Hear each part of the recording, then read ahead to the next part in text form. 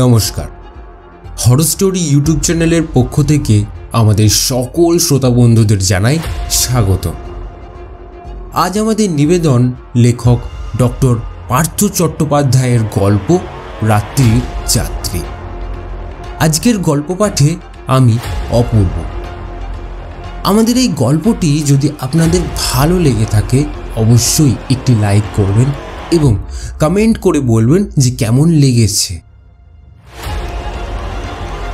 এছাড়া আমাদের চ্যানেলটিকে সাবস্ক্রাইব করে পাশে থাকা বেল আইকনটি অবশ্যই প্রেস করে দেবেন যাতে নতুন গল্পের আপডেট সাথে সাথেই পেয়ে যান।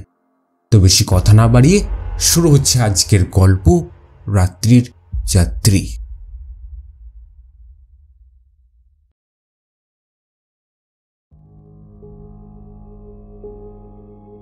বিমল চক্রবর্তী থিয়েটারের মহড়া দিয়ে বাড়ি ফিরছিলেন। মহড়া বসে গৌরপুরের মিত্রপাড়ার তার বাড়ির পাশের গ্রাম ইছাপুরে। এখন দুই গ্রামের মধ্যে পিচের রাস্তা হয়ে গেছে, দুপাশে ঘরবাড়ি উঠেছে। কিন্তু যে সময়ের কথা আমি বলছি তখন দুপাশে ধুলো ভরা মেঠো রাস্তা ছিল, দুদিকে বনশিউড়ি আর আশশেওড়ার জঙ্গল। সবে দেশ ভাগ হয়েছে। কিছু কিছু উদ্বাস্তু পরিবার এসে জঙ্গল সাফ করে ঘরবাড়ি করতে শুরু করেছে। সেবার পুজোর বেশি দেরি ছিল না। দেবীপক্ষ পড়ে গেছে। পুজোর 3 দিনই থিয়েটার ছিল। 3টি নাটকে বিমল চক্রবর্তীর অনেক বড় পাঠ পেয়েছেন। আসলে ভালো নাটক করেন বলে আশেপাশের গ্রামে তার খুব নামডাক। এই নিয়ে তার মনে খুব গর্ব। এমনিতেই ভয় ডর কম, তার ওপর লম্বা চওড়া আর ইয়া বুকের ছাতি। বেছে বেছে পাঠও করেন তেমন। এই যেমন বঙ্গে বর্গীতে ভাস্কর পণ্ডিত, তারপর দুর্গাদাসে দুর্গাদাস, এছাড়া টিপু সুলতানের মসিয়ে লালি ইত্যাদি ইত্যাদি। মহড়া শেষ হতে ইদানিং একটু বেশি রাত হচ্ছিল। এমনিতেই গ্রামের লোকেরা সকাল সকাল ঘুমিয়ে পড়ে। তার উপর বিমল চক্রবর্তী যখন বাড়ি ফেরেন তখন নিশুতি রাত হয়ে যায়। চোর, ডাকাত বা ভূত কাউকেই তিনি ভয় করতেন না। তবে সাপ আর বুনো শুয়োরের উৎপাত থেকে বাঁচার জন্য হাতে একটা লাঠি আর 5 ব্যাটারির একটা টর্চ নিয়ে চলতেন। লাঠি ঠুকতে ঠুকতে কখনো কখনো তিনি গুনগুন করে গানও করতেন। অন্য দিনের চেয়ে আজ একটু বেশি রাত হয়ে গেছে। তৃতীয়ার চাঁদ সন্ধ্যের দিকে উঠে কিছুক্ষণের জন্য ফিকে আলো দিয়ে আবার ডুবে গেছে।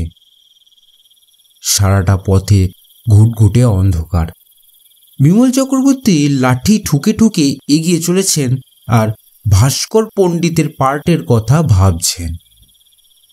হঠাৎ পাশের ঝোপ থেকে গোটা দুয়েক শেয়াল ডেকে উঠল। সঙ্গে সঙ্গে দিক বিদিক কাঁপিয়ে প্রতিধ্বনি উঠল। দুনিয়ার সব শেয়াল একসঙ্গে ডাকছে। দুটো শেয়াল তার সামনে দিয়ে ছুটতে গেল। বিমল চক্রবর্তীর টর্চের আলোতেই শেয়াল দুটোর চোখ চকচক করে উঠল। লাঠি উঁচিয়ে সামনে তেড়ে যেতেই তারা পালিয়ে গেল সামনের ঝোপে। হঠাৎ বিমল চক্রবর্তীর মনে হলো কি একটা যেন বিশ্রী গন্ধ বেরোচ্ছে, কিন্তু গন্ধটা কোথা থেকে আসছে তিনি ধরতে পারছেন না। ভাবলেন ঝোপের ভেতর হয়তো কোনো কুকুর টুকুর মরে পড়ে থাকবে, তাই পকেট থেকে একটা রুমাল বার করে নাকে চাপা দিলেন। হঠাৎ টর্চের আলো ফেলতেই দেখা গেল 100 গজ দূরে একটা লোক দাঁড়িয়ে আছে।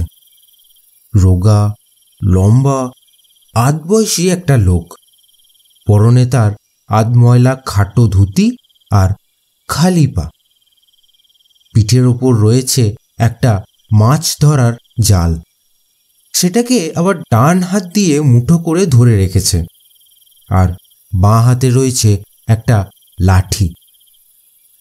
বিমল চক্রবর্তী ভাবলেন, এই লোকটা আবার কখন উদয় হলো?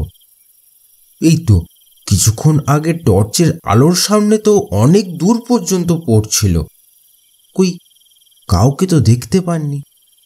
এ আবার কোথা থেকে উদয় হলো? বিমল চক্রবর্তী সঙ্গে সঙ্গে হাঁক পারলেন, এই কে রে তুই?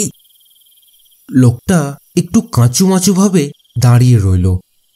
বিমল চক্রবর্তী কাছে আসতেই সে বলল, আগে পেন নাম, আমার চিনবেন না, আমার নাম করালি, এই খালধারেই থাকি। এত রাতে কোথায় যাচ্ছিস? আগে মল্লিকপুর ঘাটে, এই সময়টায় না ওই যমুনাতে খয়রা মাছ ওঠে খুব ভালো। এত রাতে? আগে আমরা তো জেলে লোক বাবু, রাত বেরিয়েতেই তো কাজ। চেহারা দেখে বিমল চক্রবর্তীর কোনো সন্দেহ রইল না, লোকটা খাঁটি জেলে, অন্তত চোর ডাকাত নয়। মল্লিকপুর ঘাট তার বাড়ি থেকে আধ মাইলের মতো পথ। যাক, অন্তত এতটুকু রাস্তা একসঙ্গেই যাওয়া যাবে। লোকটা বলল, আপনি আগে আগে আলো ফেলে যান কর্তা, আমি আপনার পিছে পিছে আসছি। বিমলবাবু গল্প করতে করতে পথ চলতে লাগলেন। করালি বলতে থাকলো, তাদের বাড়ি ছিল নভারণে। যশোর জেলার এই গ্রাম থেকে বছরখানেক হলো তারা এখানে এসেছে।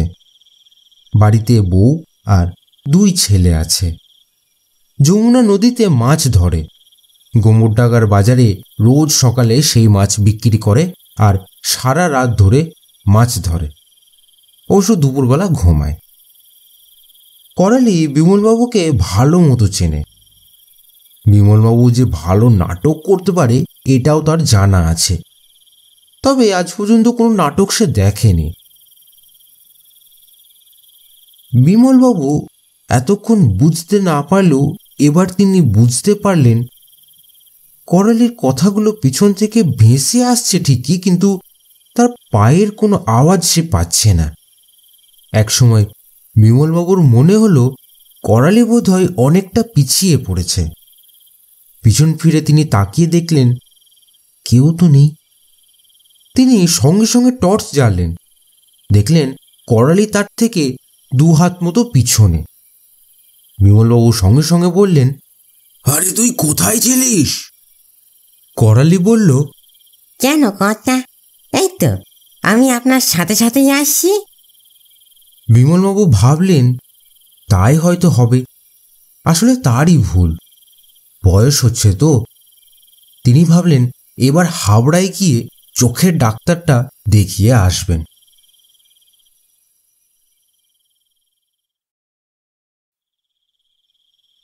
পরদিনও বিমলবাবুর নাটক থেকে ফিরতে অনেক রাত হয়ে গিয়েছিল।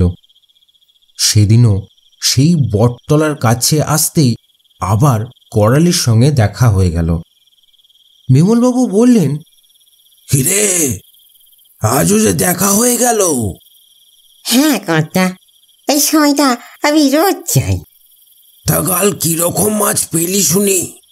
অতি সামান্য বাবু, বর্ষার জল না পেলে তেমন মাছ ওঠে না, ওই আর কি 5 ঘন্টাটাই সার হয়। আজও ঠিক তেমনই খটকা লাগলো বিমলবাবুর। করালি হাঁটছে যেন কেমন করে, যেন কেউ মেঘের ওপর দিয়ে আলতোভাবে হেঁটে যাচ্ছে। ভালো করে টর্চ ফেলে করালিকে দেখে নিলেন বিমলবাবু। কি রোগা লোকটা, মুখটাও কি সরু, একেবারে যেন একটা ছোট্ট বুনো নারকেলের খোল। মুখে টর্চের আলো ফেলতেই করালি একটু আর্তনাদ করে উঠল। আরে কি হয়েছে কি? চোখে বাতি ফেলেন না বাবু, খুব চোখ জ্বালা করে।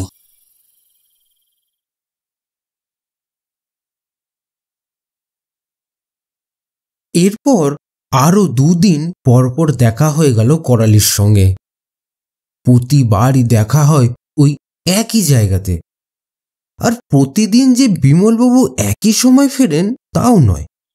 যেমন আজ ষষ্ঠীর দিন ছিল।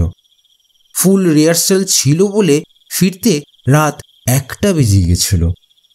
অন্যদিন অবশ্য 11টা হয়, কিন্তু আশ্চর্য ব্যাপার এই যে এত রাতেও ঠিক একই জায়গায় করালির সঙ্গে দেখা হয়ে গেল বিমলবাবুর। বিমলবাবু অবাক হয়ে বললেন, তোর সঙ্গে দেখছি রোজই দেখা হয়ে যাচ্ছে, কি ব্যাপার বলতো তোর? যখন যে সময় ফিরি সেই সময় তোর সঙ্গে দেখা হয়। করালি হেসে জবাব দিল, আমার মাথা টনক আছে কর্তা, আপনারা যখন এখানে আসেন তখনই টের পেয়ে যাই। তাই তো দেখছি। কাল আসেন তো কর্তা? না রে, কাল থেকে থিয়েটার আরম্ভ হচ্ছে, রাতগুলো সেই গৌরপুরে কাটাতে হবে। তোর সঙ্গে বোধহয় আর দেখা হবে না। তুই বরং পারলে আমার থিয়েটারটা দেখতে যাস, আর আমার পাঠটা কেমন লাগলো সেটা যেন জানাস। এরপরে আবার আপনাদের পালা কবে আছে? ইচ্ছাপুরে হবে না? ভঙ্গে বর্গিটা কালী পুজোর সময় করতে বলেছিল, কিন্তু আমি থাকতে পারবো না। আসলে আমি লক্ষ্মী পুজোর পর বেড়াতে বেরোচ্ছি। ভাবলাম এবার পাটনা রাজগীর হয়ে গয়া গিয়ে বাবার পিণ্ডটা দিয়েই আসবো। হঠাৎ করালি আরো কাছে এগিয়ে এলো। বিমলবাবুর নাকে একটা বিচ্ছিরি গন্ধ পাচ্ছিলেন। গন্ধটা আসছে করালির গা থেকে, বোধহয় একটা আষ্টি গন্ধ। করালি বলল, গয়া যাচ্ছেন? হ্যাঁ, তাই তো যাওয়ার ইচ্ছে। কবে গয়া যাচ্ছেন? কালী পুজোর দিন ওখানে থাকার ইচ্ছে আছে। অমাবস্যার দিন পিণ্ডদান করব। কেন, তুই এসব কথা জিজ্ঞেস করছিস কেন? আপনি যদি যান তাহলে আমিও আপনার সঙ্গে যেতাম, মানে আর কি আমার বাবার কাজটা সেরে আসতাম আর কি। বিমলবাবু কথাটা শুনে খুব একটা প্রসন্ন হলেন না। উটকো একটা লোক, চালচুলো নেই, যা চেহারা আর পরিচয় পেয়েছেন এই কদিনে, তাতে গয়া পর্যন্ত যাওয়ার যে খরচ আছে কিনা তাই নিয়ে সন্দেহ আছে। তিনি বুঝলেন সুযোগ বুঝে ঘাড়ে চাপতে চাইছে, আর সঙ্গী হিসেবে যে লোকটা খুব একটা ভালো তাও নয়। বিমলবাবু তাই বললেন, গয়া যাওয়ার খরচ কিন্তু অনেক। টাকা যা লাগে আমি দেবো কর্তা। তা যেতে পারো, এখান থেকে শিয়ালদা, সেখান থেকে পাঠানকোটে চাপবে। আসলে আমি তো অনেক দূরে যাচ্ছি কিনা। বিমলবাবু বেশ শান্ত হয়ে কথাটা বললেন। লোকটি আবার সেই রকম বিশ্রীভাবে হেসে উঠে বলল, কালী পুজোর দিন আমি নিজে গিয়ে হাজির হব কর্তা, আপনি শুধু আমার একটু সাহায্য করবেন তাহলেই হবে। বিদেশে আপনজনের সাহায্য ছাড়া তো যেতে পারি না। কথা এড়াবার জন্য বিমলবাবু বললেন, আচ্ছা আচ্ছা, সে দেখা যাবে ক্ষণ।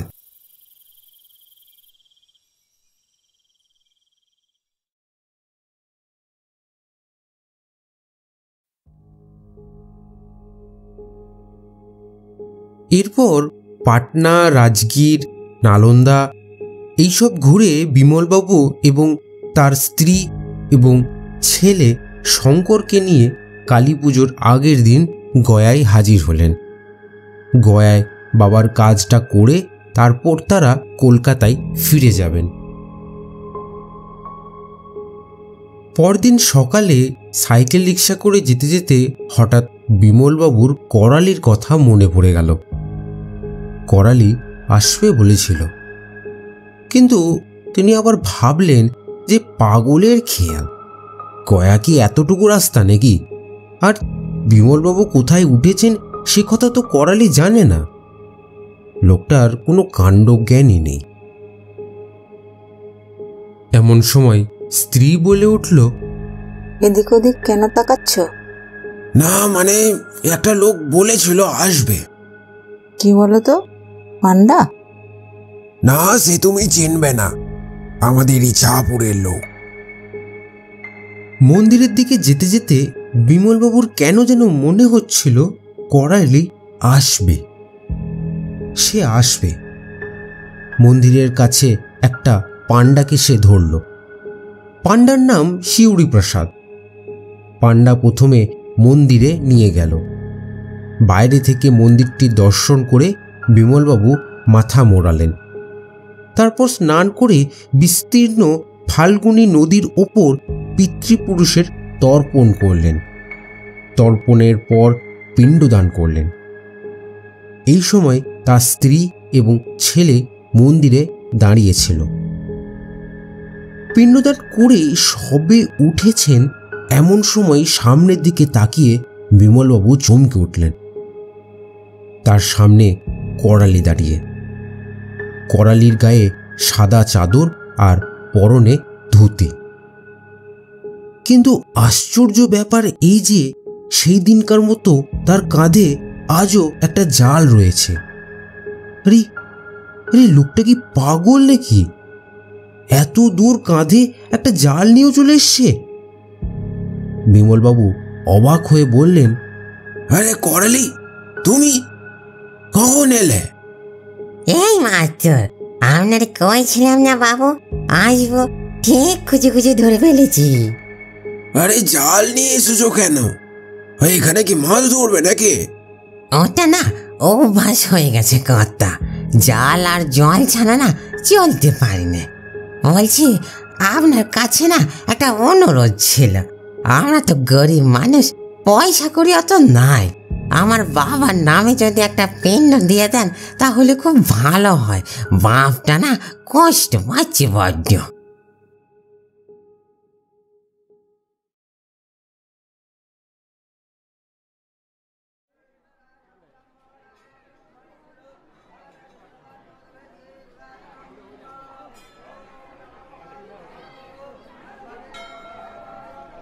ফাল্গুনী নদীর বিস্তীর্ণ চরে শত শত লোক পিণ্ড দিচ্ছে। সবাই নিজের নিজের কাজে ব্যস্ত। বিমলবাবু এইমাত্র পিতৃতর্পণ করে উঠলেন। তার সঙ্গে পিণ্ডদান শেষ হয়েছে। তার নরক থেকে তার পিতা উদ্ধার পেয়েছেন। ছেলে হয়ে তার কর্তব্য তিনি করেছেন, তাই তার মন প্রসন্ন। তিনি বললেন, ঠিক আছে পণ্ডিতজি, আর একটা পিণ্ডদান হবে। এই যে দেখছেন করালি, এ আমাদের দেশের লোক আছে। এর বাবার নামে একটা পিণ্ডদান তৈরি করুন তো। নতুন করে আবার সব ব্যবস্থা করা হলো।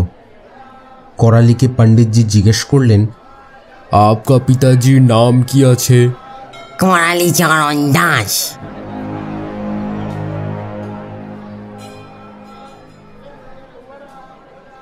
বিমলবাবু অবাক হয়ে জিজ্ঞাসা করলেন, তোর নাম জিজ্ঞেস করছে না রে, তোর বাবার নাম জিজ্ঞাসা করছে।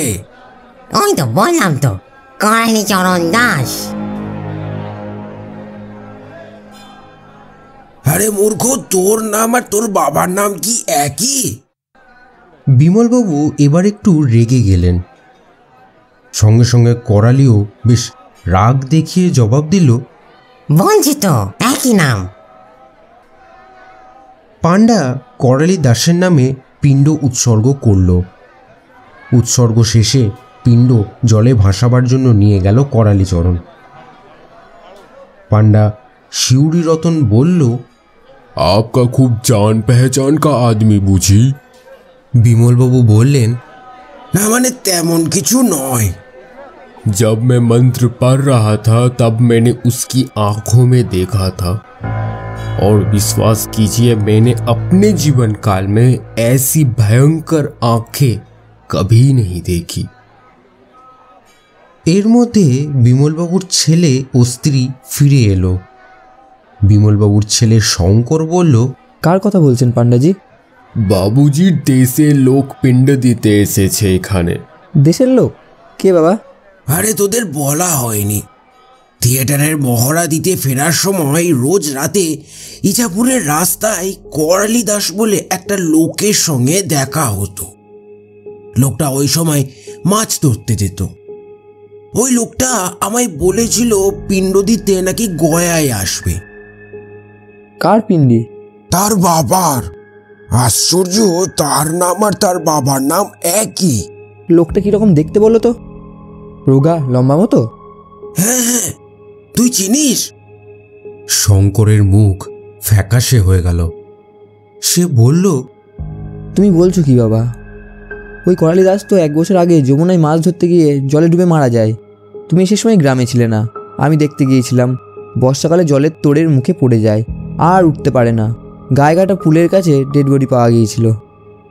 বিমলবাবু বলে উঠলেন, হতেই পারে না, জল জ্যান্ত একটা লোক এইমাত্র সে এখানেই ছিল। যে মারা গেছে সে হয়তো তার বাবা হতে পারে। যে মারা গেছে আমি ভালো করেই জানি, সেই করালি দাস। তার ছেলেপুলে ছিল না, তার বউকে আমি দেখেছি। তুমি বললেই হবে? বেশ চল, তোকে দেখাচ্ছি। ওই তো করালি ওই দিকেই গেছে। বিমলবাবু এবং শঙ্কর দুজনেই বিস্তীর্ণ বালুভূমিতে করালির সন্ধানে বার হলেন। ফাল্গুনী নদীর তীর জনাকীর্ণ। চারিদিক খুঁজে কোথাও করালিকে পাওয়া গেল না।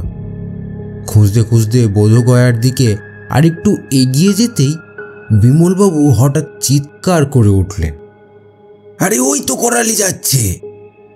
এইবার শঙ্কর লক্ষ্য করল, প্রায় 200 গজ দূরে একটা রোগা মতো লোক হেঁটে যাচ্ছে হনহন করে। তার গা সাদা চাদরে ঢাকা, বাঁ কাঁধে একটা জাল রয়েছে। লোকটা কি যেন একটা খেতে খেতে যাচ্ছে। এইবার বিমলবাবু চিৎকার করে ডাকলেন, করালি, এই করালি! কিন্তু আশ্চর্য, বিমলবাবু চিৎকার করা সত্ত্বেও করালি থামল না, বরঞ্চ তার চলার গতি আরো বাড়িয়ে দিল। এইবার বিমলবাবু শঙ্করের দিকে তাকিয়ে বললেন, শঙ্কর, তুই ছুট লাগা, আজ ওকে ধরতেই হবে। তখন দুজনেই ছুট লাগালো। কিন্তু আশ্চর্য ব্যাপার, করালিকে কিছুতেই ধরা যাচ্ছে না। যত দ্রুত দুজনে ছুটছে, করালিও যেন তত দ্রুতই হেঁটে যাচ্ছে। বিমলবাবু ও শঙ্কর তার পিছনে পিছনেই ছুটছে।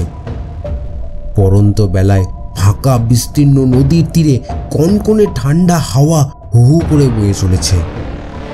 তারপর এক সময় ক্লান্ত হয়ে দুজনেই বালির ওপর বসে পড়লেন।